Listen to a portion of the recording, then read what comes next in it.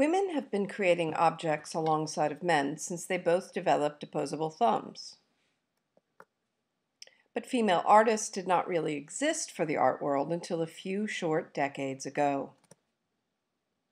As women broke into academia, museums, and other previously restricted areas, they received messages of varying subtlety from men and women as to what constituted acceptable behavior in their newly won precarious positions.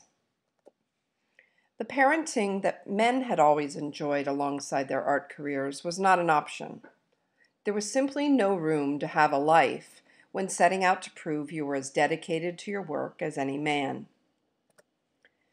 Despite lingering gender disparities in the art world, the playing field continues its slow leveling process. There is one area, however, that has remained a massive stumbling block for women. Have a child, and the game is over. Even back in 1972, at the female-friendly establishment of Woman House, members' dogs were welcome, but children were not. Female artists who have broken through the glass ceiling rarely dare to have children, and if they do, they're smart enough to keep them under wraps. Nicole Hubrin, in her review of the Wignall Museum's 2010 exhibition, Separation Anxiety, writes, quote, "As most women know, few things will invite a quicker escort out of the art world than having a baby. When an artist announces she is pregnant, her shows get postponed, galleries remove her from their roster, and patrons talk in hushed tones about the unfortunate loss of potential, as if pregnancy were a shameful disease." Unquote. From 2006 to 2007, artist Jennifer Dalton surveyed 850 artists to create a series of drawings entitled "How Do Artists Live?" This piece, Will Having Children Hurt My Art Career?, reveals her findings on gallery representation relative to gender and parental status. Today, despite examples of successful politicians and CEOs who are also mothers, female artists are subject to unusual discrimination about their ability to mother while remaining prolific creators of powerful art. As a result, some women make art that enigmatically references motherhood, but omit this fact in their public statements, while others have large stashes of secret work they never publish.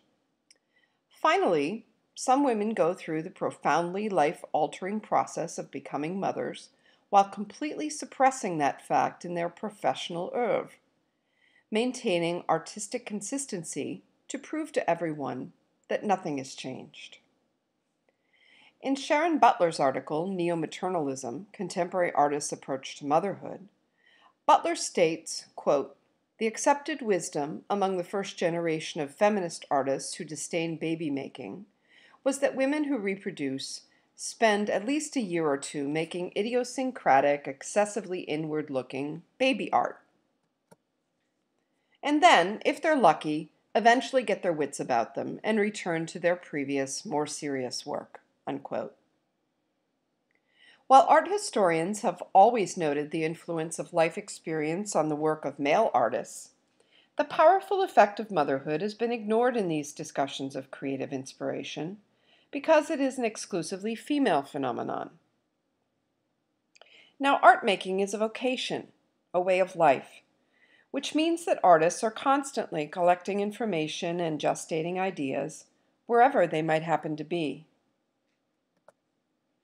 So, when artists are away from their studios to fight in wars, battle illness, go on vacation, have affairs, or drink and argue, we understand that they're all adding richness and depth to their art through life experience, though their paintbrushes might be miles away.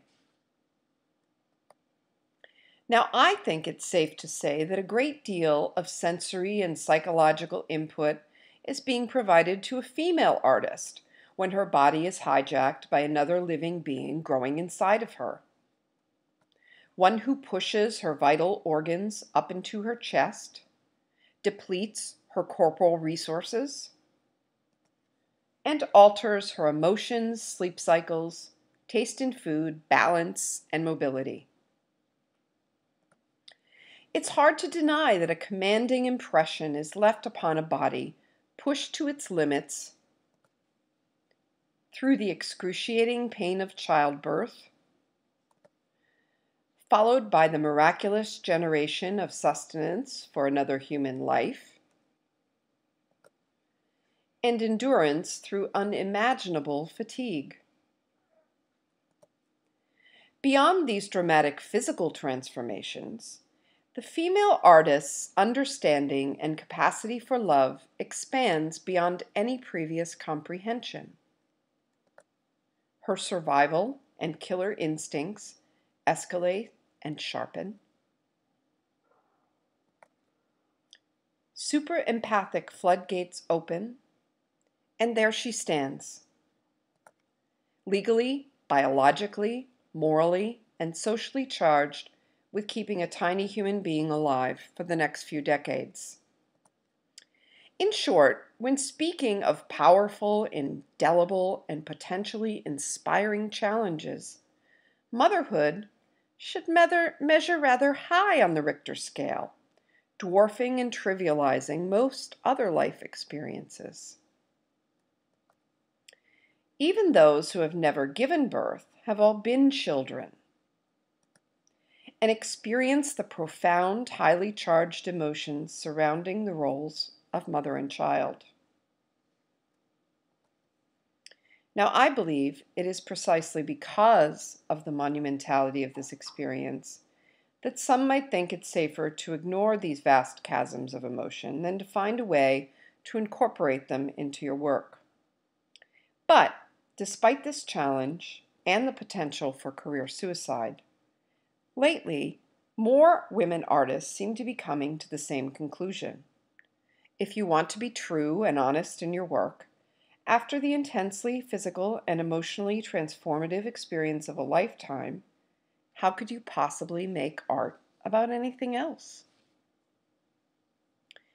Jennifer Robleski, artist and curator of the 2009 AIR exhibition Mother, Mother, suggests that the transition into motherhood, quote, offers an expanse of conceptual territory as yet unmapped, even within the culturally jettisoned art world ghetto of feminism, unquote.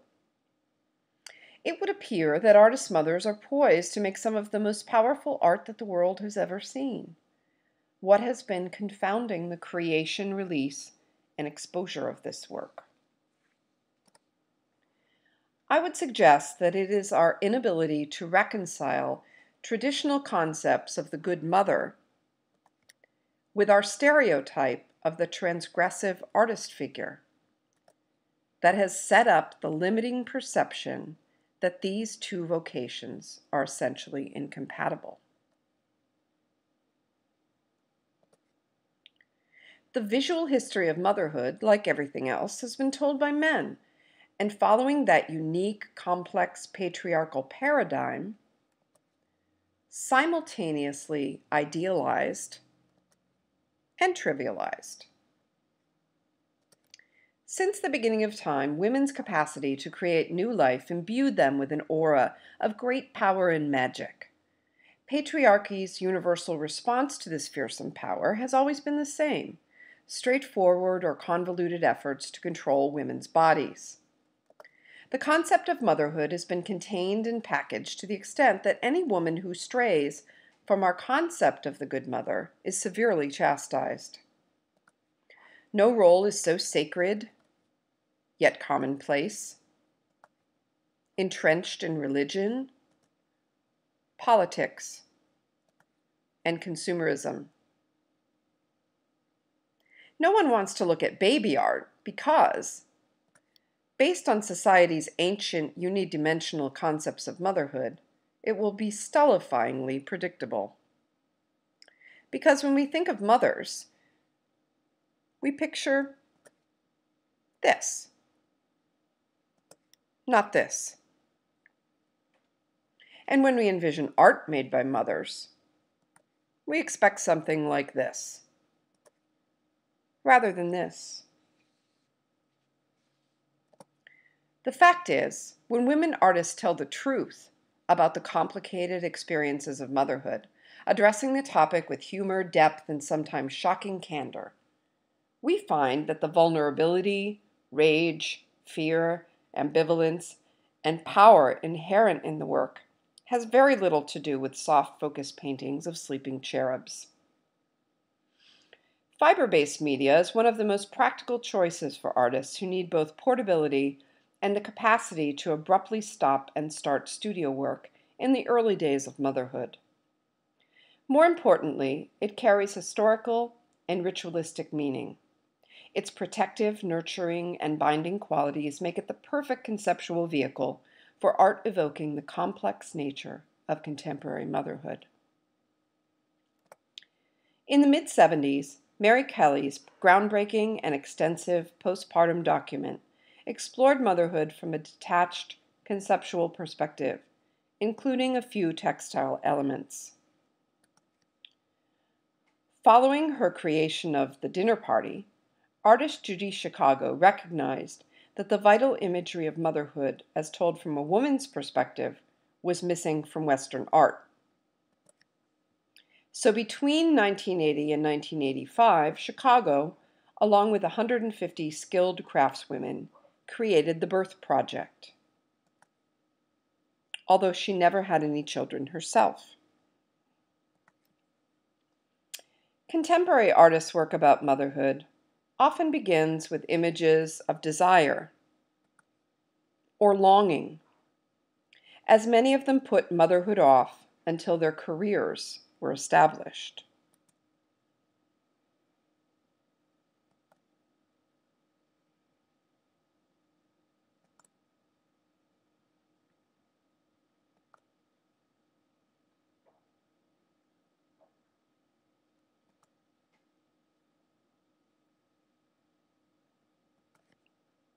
Some are having children at the last possible moment in their lives, or after making the choice to terminate other pregnancies decades ago.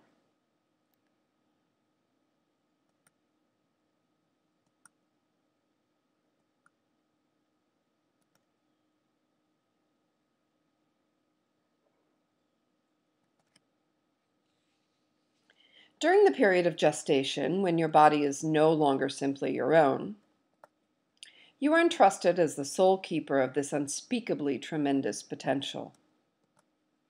Despite the awareness of this awesome responsibility and the feeling of being a kind of sacred guardian, there can also be an animalistic sense of feeling connected to all the other species who carry, guard, and protect their young.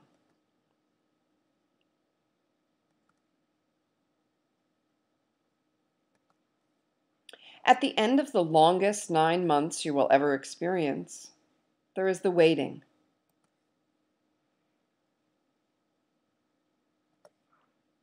And the sense of inhabiting a remarkably deformed body.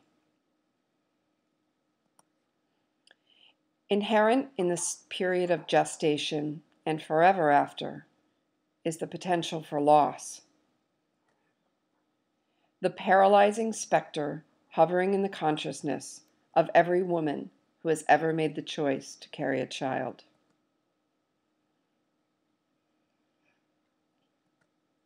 As science advances and the internet provides an endless source of terrifying information, it is easier than ever to feed one's fears.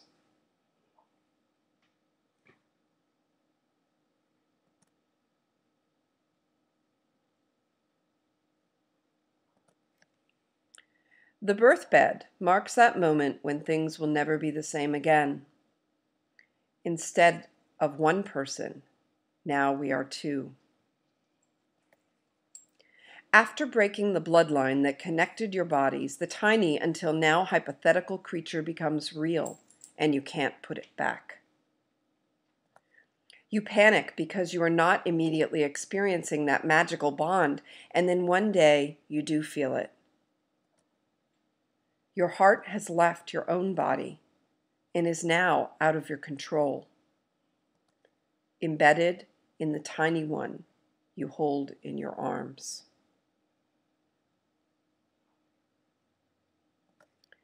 In the beginning, when the needs of this fragile being are so strong and urgent, you feel as though you are simply an amalgam of vital parts in service to maintaining this new life.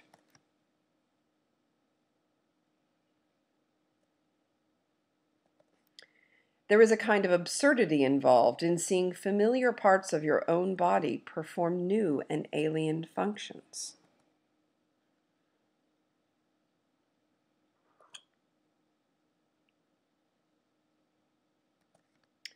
When the fog of exhaustion finally lifts and you start to feel confident that you just might be able to keep this baby alive, you can relax and settle into the warm feeling of being home.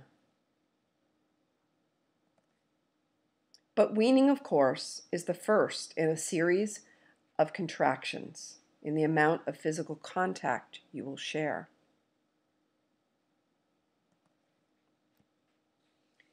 What goes in comes out, and the constant repetitive task of caring for another person's leaky orifices leads to a visceral and heightened awareness of the human body. Society's image of motherhood is one of endless, selfless sacrifice. Sacrificing your body, sacrificing time, energy, and sleep, sacrificing youth, sacrificing money that you don't have, sacrificing dreams. In the eyes of most people, there are literally no limits on what a woman should give up for her child, a kind of endless hemorrhage. It wasn't so long ago that one would only make jokes about men being tied down. But unlike preceding generations, women having children today are much more likely to have lived expansive lives filled with travel, important careers, and broad circles of friends in many cities before they have children, making post-child limitations more difficult to accept. But we are not just tied down. We are tied in, connected to another in a way that is permanent and irreplaceable.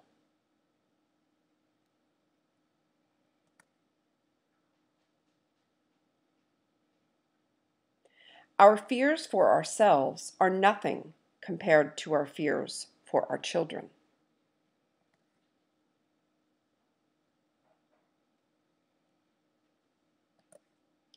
They will break bones and gush blood, and you will be terrified and smooth and calm as glass, smiling because that's what they need you to be. Suddenly, every news story has a deeper impact, and the fate of the planet matters more because someone you love more than yourself will be alive long after you die. You have the wondrous experience of watching a unique soul develop from nothing, observing for yourself what is nurture versus nature. You will discover that even children have a dark side.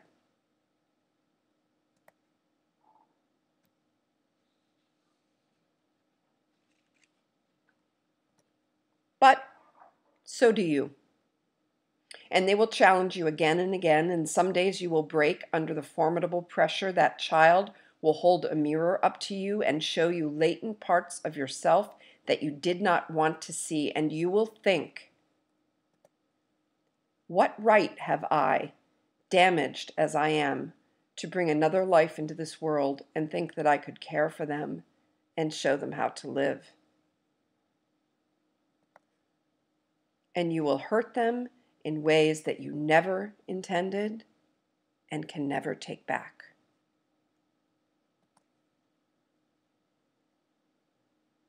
For artists, accustomed to invested time that always results in a product, one of the most surprising things about motherhood is all the time wasted doing things that are immediately undone. The frustration of picking up the same toy 10 times a day. And those days will be long, for 18 years. And even the president takes a vacation, but many moms do not. And you will stretch your intellect to teach them all that you can, adapting your approach from infant lessons to grown-up lessons. You will cleverly employ all manner of psychological tactics to control their behavior. You will be the best version of yourself that you can be because they are always watching. And one day, that child that you have spent your whole life protecting will scream that they hate you or that you embarrass them. And if, as they say, God forbid, your child has a disability or illness that will consume the rest of your life, and you catch yourself thinking, even for a moment, this is not what I signed up for, or why my child and not theirs? But even worse than mourning your own loss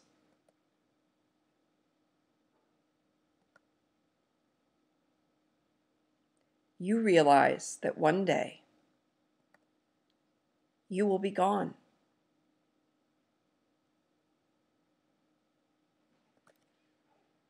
And that the most challenging part of this 24-hour, 7 days a week, for a lifetime job that you have chosen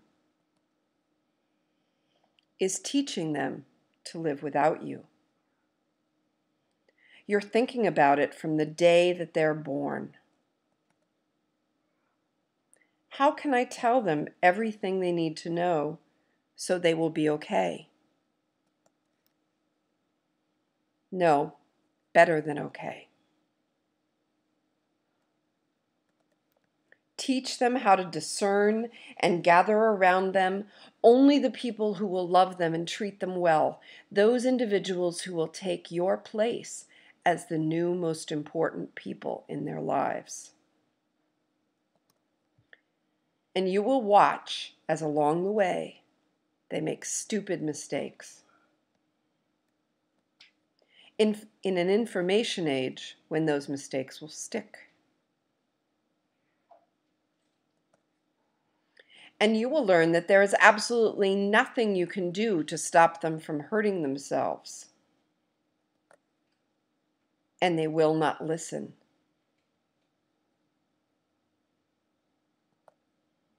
But they will, as they have been doing since the day they were born, take steps every day to carry themselves further and further away from you, and you will help them to take those steps when every part of your being wants to pull them back towards you, because you are noble and strong, and this was always a part of the deal.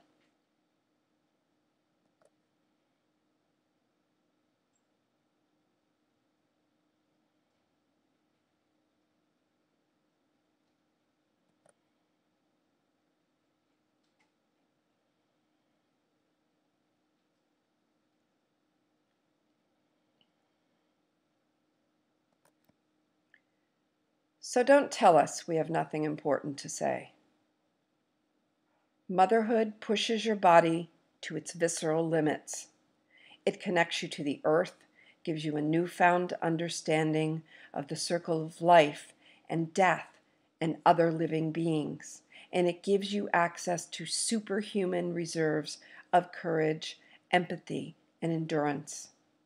It turns up the volume, intensifying everything.